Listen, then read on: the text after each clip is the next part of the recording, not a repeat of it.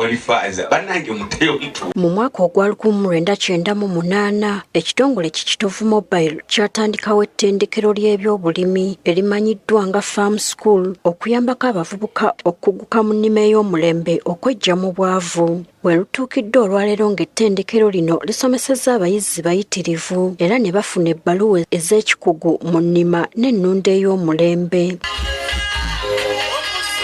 Ne ku mulundi guno abayizi 98 be bakubye emisomo gyabwe olukumu mutwe ng'amatikkira gano gayindidde mu ggombolola y'e Kabira mu disitulikiti y'e Kyotera ku ttendekero erya Kitovu Mobile Farm School. Amatikkira gano gatandise n'ekitambiro kya mmisa ekiyimbiddwa Reverend Father Aloysius Ssebunya okuva mu kigo ky'Empambire akalaatidde abajaguza bano okusembeza Katonda mu buli kye bakola wabula n'abasaba obuteetundako ttaka mbu bagenda mitala w'amayanja balikozesa okubayambako mu ebyo bye basomye. Tuyize eby'emirimu kweyambisa ettaka lyaffe, kweyambisa omusana gwaffe n'enkuba yaffe, kweyambisa embeera nnyingi nnyo, kweyambisa n'amaanyi gaffe gennyini. Dominic Mukwaya abadde omugenyi omukulu ku matikkira gano asabye bano okuteeka mu nkola ebyo ebibasomeseddwa. Tugezeeko kukola okusinga bye tusomye. Situga nti twasomye kino kyokka kinasoma yongerako tukayita etc.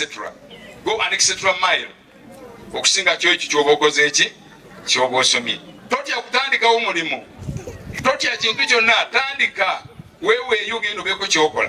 Amyuka omukulu w'ekitongole kya Kitovu Mobile era nga yakwanaganya engeri emirimu gye gitambula mu kitongole kino agamba nti enkola eno baagiteekawo okulaba nga bayamba ku baana bano okusobola okwongera ku nnyingiza mu maka. Kuyambako okutendeka abaana bano abali tebasoma bali bavudde mu masomero okubayamba okubaako kye bayiga ate n'okwongera ku nnyingiza y'ewaka.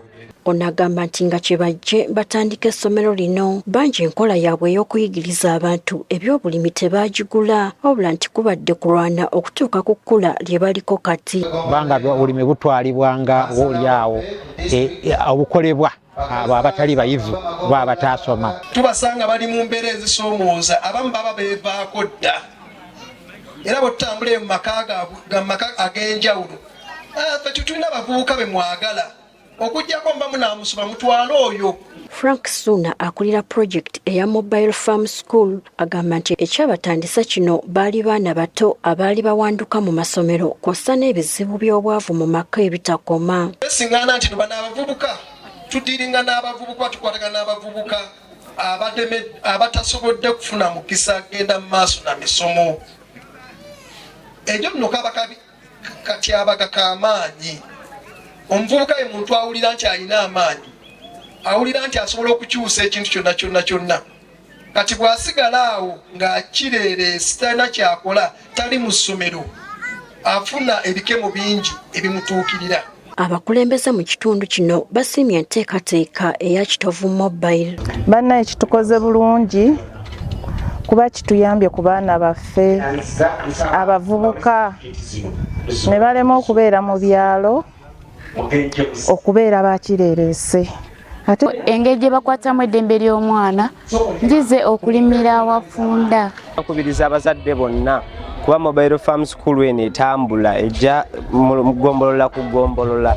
Singa oba olinawo ogiwulidde wandibadde odduka oyanguwa. Bano wabula balaze okusoomoozebwa kwe bayiseemu emyaka 3 gye bamaze nga bayiga. Oluusi mbadde neesanga nga mbulwamu kasente akatandika ekyo kiba kinjigiriziddwa ate nga kye bansomesezza nkyetaaga.